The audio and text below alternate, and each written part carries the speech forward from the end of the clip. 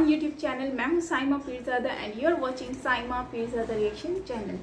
सो आज हम रिएक्ट करने वाले हैं मरियम सिद्दीकी के ऊपर, और ये एक छोटी सी बच्ची है जो कि ऑलमोस्ट 12 इयर्स ओल्ड है, और इनकी एक वीडियो बहुत ही ज़्यादा वायरल भी हो रही है, और दूसरा कि ये मुझे सजेशन में बहुत ज़्यादा आ रही है। तो मैं ये सोच रही थी कि सजेशन में क्यों आ रही है, तो आज हम लोग यही वीडियो देखने वाले हैं। तो देखते हैं कि ये वीडियो कैसी होती है।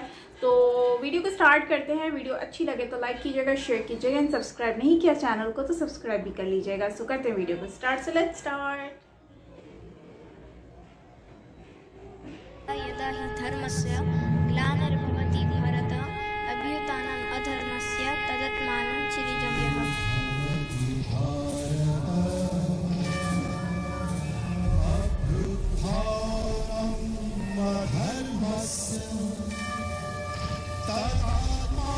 जिसका गीता ज्ञान दुनिया में गूंजा।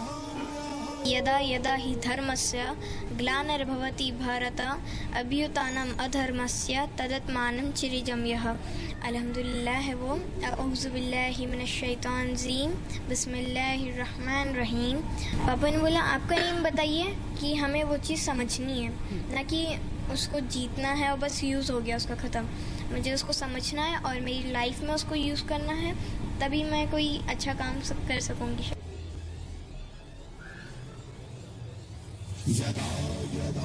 जिसका गीता ज्ञान मजहब की लड़ाई से ही निकला। मेरे मम्मी डैडी ने बचपन से मुझे बताया है कि हर धर्म की इज्जत करना है, हर इंसान को एक मानना है, हर चीज़ का आपको ज्ञान लेना है, नॉलेज रखनी है। चारों पवित्र ग्रंथ दिए हैं और एक डिक्शनरी दी है ऑफ बुद्धिज़्म।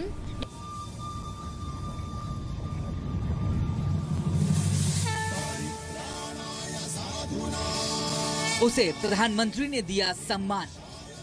15 और 20 मिनट्स तक मुलाकात हुई। बहुत अच्छी मुलाकात हुई और हंसी मजाक की हम लोग ने। उन्होंने जब ट्वीट किया, मुलाकात के बाद ट्वीट किया कि मैं अपनी छोटी दोस्त से मिला, और मुझे बहुत अच्छा लगा। तो तभी उन्होंने मेरे कान खींचे थे, बोल रहे थे आप कुछ खाती नहीं है, खाना खाइएगा, और आपके जितना ही वज़न का मैं कोई गिफ्ट लाया हूँ आपके लिए, वो लीजिए। और उसके बाद मैंने लिया गिफ्ट और बहुत बातें हुई।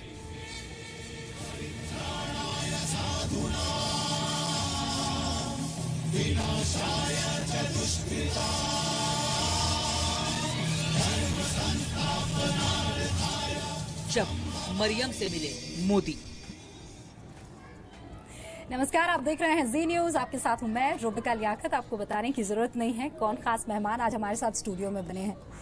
कुरान, भगवत गीता, गुरु ग्रंथ साहिब, बाइबल, इन सारी की सारी किताबों का कोई भी पन्ना खोल लीजिए, उसमें लिखी बातों का एक दूसरे से आपको अगर मिलाने का मौका मिले तो मिला भी लीजिए। यकीन मानिए, खुले मन से पढ़ेंगे तो इसमें कोई खास फर्क आपको नहीं दिखाई देगा, बल्कि इन सभी ग्रंथों में लिखी बातें आपको एक ही बात समझाने की कोशिश करेगी कि इंसानियत से बड़ा कोई धर्म नहीं है। फिर भी धर्म को इंसानियत के बीच सबसे बड़ी दीवार मान लिया जाता है, और इसी दीवार को तोड़ने का काम किया है मुंबई की 12 साल की मासूम मरियम आसिफ सिद्दीकी ने, जो इस वक्त हमारे साथ स्टूडियो में मौजूद हैं। उनके अब्बा भी हमारे साथ हैं, उनकी अम्मी भी हमारे साथ हैं। आज बाकायदा ये तीनों प्रधानमंत्री नरेंद्र मोदी से मिले, इस वक्त हमारे साथ स्टूडियो में इनसे बातचीत करें उससे पहले ये रिपोर्ट आपके लिए।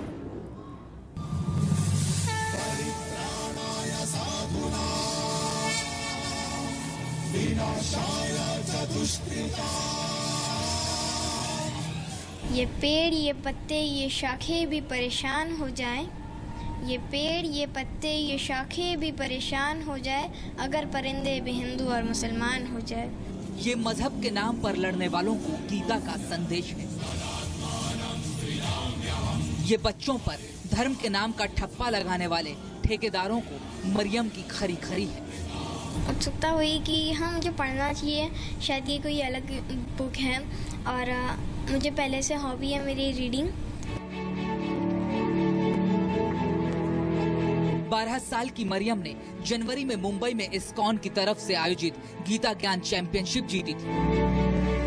मुस्लिम परिवार की बेटी मरियम की इस कामयाबी को देश के प्रधानमंत्री ने दिल्ली में सम्मानित किया। बहुत अच्छी मुलाकात हुई और हंसी मजाक की हम लोग ने।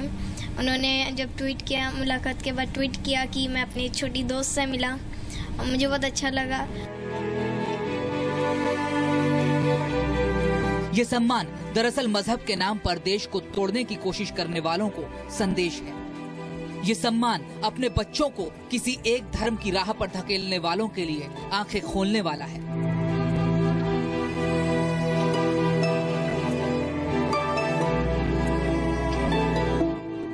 इस सम्मान की तस्वीरें उन लोगों को जरूर देखनी चाहिए जो भगवत गीता और कुरान पाक में कही गई बातों को अलग अलग चश्मे से देखते हैं। उन्होंने मुझे मतलब चारों पवित्र ग्रंथ दिए हैं और एक डिक्शनरी दी है of Buddhism, dictionary of Buddhism. और मैं चाहती हूँ कि अब मैं जैसे मुझे थोड़ा थोड़ा टाइम मिलेगा मैं उसको कंप्लीट करूँगी, स्टडी करूँगी सारी गीता और सारी पवित्र ग्रंथों को।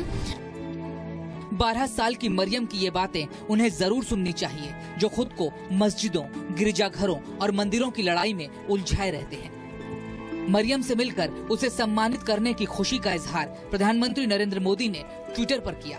इस्कॉन की ओर से आयोजित भगवत गीता चैंपियंस लीग जीतने वाली अपनी युवा दोस्त मरियम आसिफ सिद्दीकी से मिला।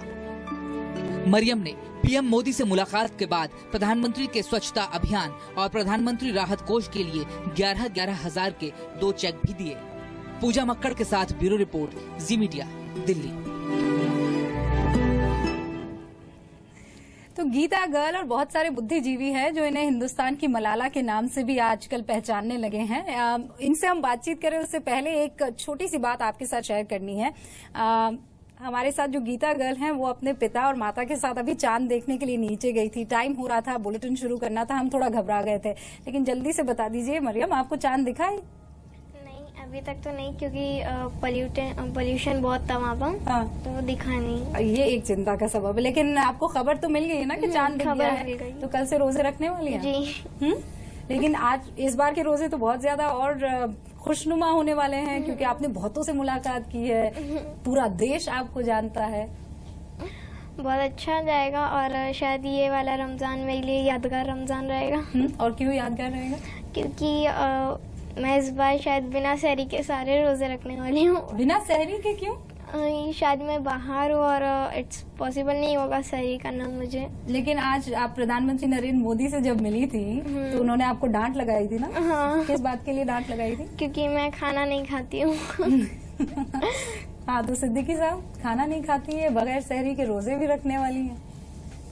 नहीं, मेरी तो कोशिश होगी जिस तरीके प्रधानमंत्री जी ने इनको नसीहत दी है ये उस चीज पर अमल करें और अब अपनी सेहत में सुधार लेके आएं, क्योंकि अब लोगों की उम्मीदें जुड़ गई हैं इनसे। और जहां तक मैं समझता हूं कि मरियम को अपने आप को भी बहुत मेंटेन करने की जरूरत है, जिस्मानी तौर पे भी और इल्म के लिहाज से भी। इनको जितनी आज बुक्स दी गई हैं, इनकी प्राथमिकताओं में से रहेगा कि जल्द से जल्द उस बुक की स्टडी करें ये और उसको समझें कि जो तभी जो गिफ्ट दिया गया उसका असल हक अदा होगा। तो मेरी कोशिश होगी कि मैं इनको सहरी भी कराऊंगा और आफ्तार भी कराऊंगा और जो उनकी डाइट है उससे ज्यादा कराने की कोशिश करूंगा। मोदी साहब ने तो नसीहत दी है मरियम को, लेकिन मरियम ने देश में उन तमाम लोगों को नसीहत दी है जो धर्म के आधार पर बांटने की कोशिश करते हैं। गीता, इतनी खूबसूरती से आपने गीता को 1 महीने में इतना दिल के करीब कर दिया कि वो आपकी जिंदगी के करीब हो गई। कैसे हुआ ये?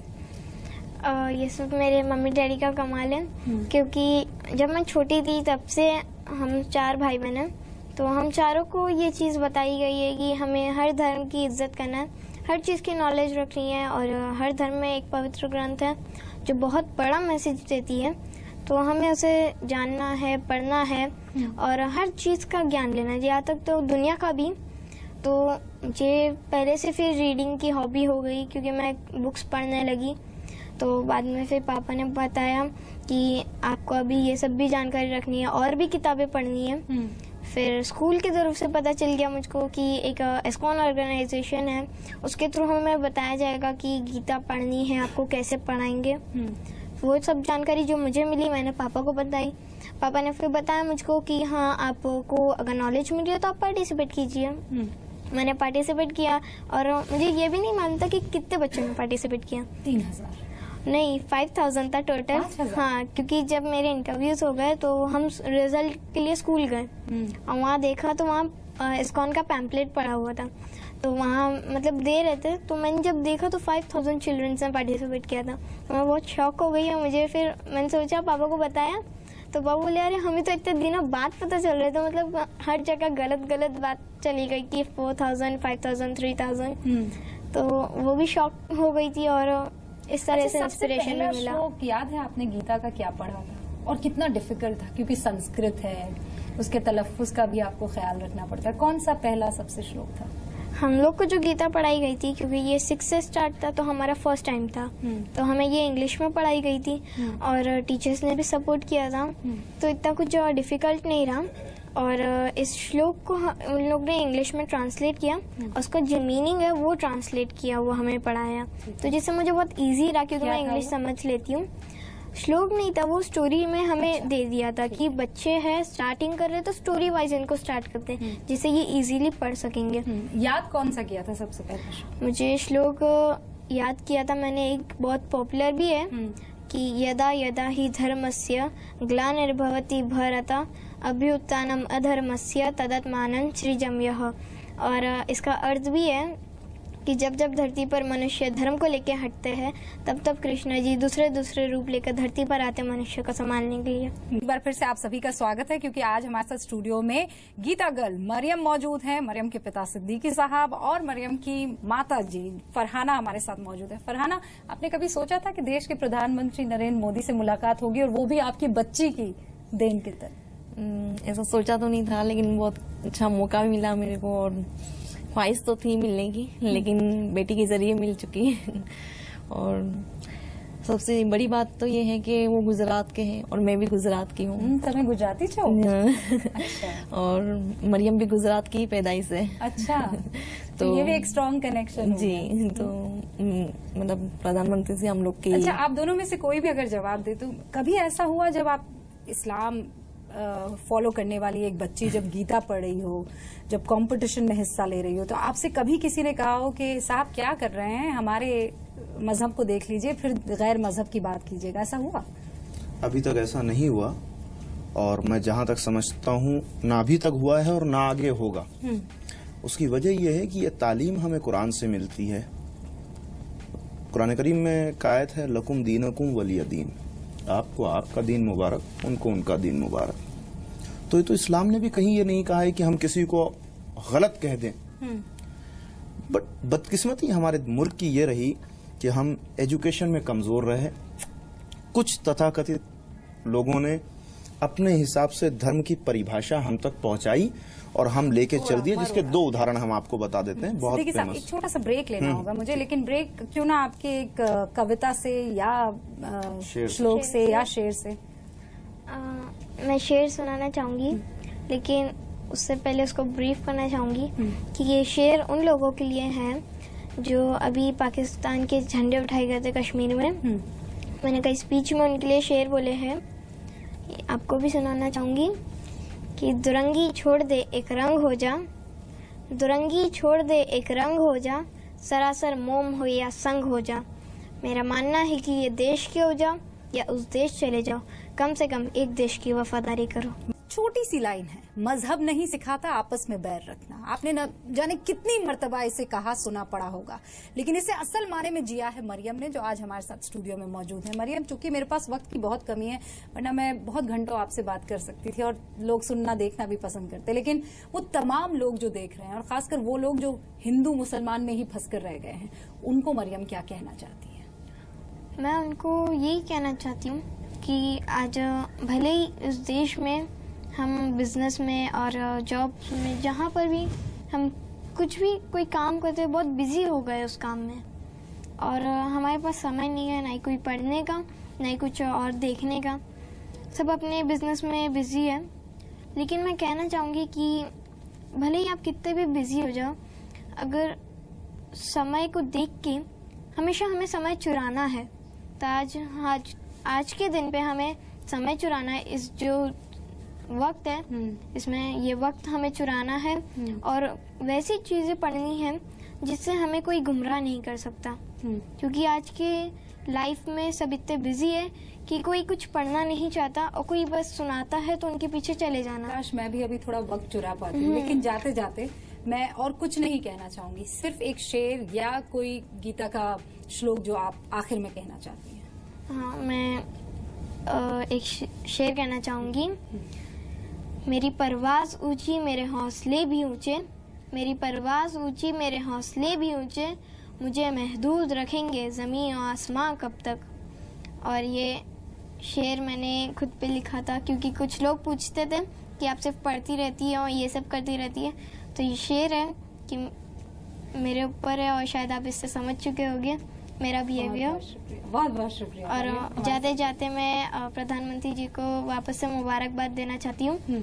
उनको रमजान मुबारक और उनके 100 दिन पूरे हुए उस पर उनको मुबारक देना। आपको भी बहुत बहुत मुबारक।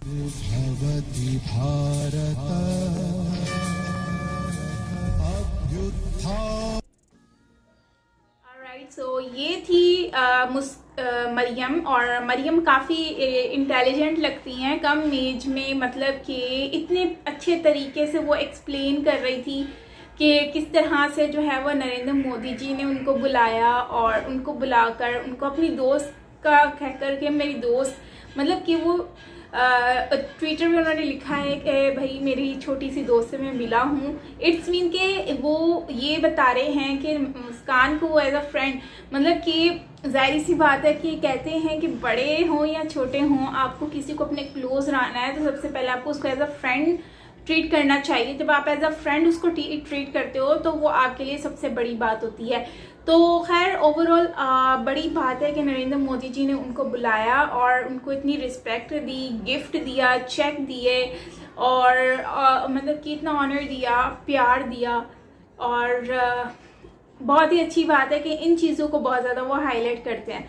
दूसरा, मुस्कान के जो पेरेंट्स सॉरी इट्स मरियम के जो पेरेंट्स हैं वो बहुत ही ज़्यादा एक मतलब मैं समझती हूँ कि वो बहुत ही ज़्यादा जो कहते हैं ना अच्छे लिबरल माइंड के लोग हैं और पेरेंट्स हैं जिन्होंने बेटी की भी परवरिश बहुत ही अच्छे तरीके से की है।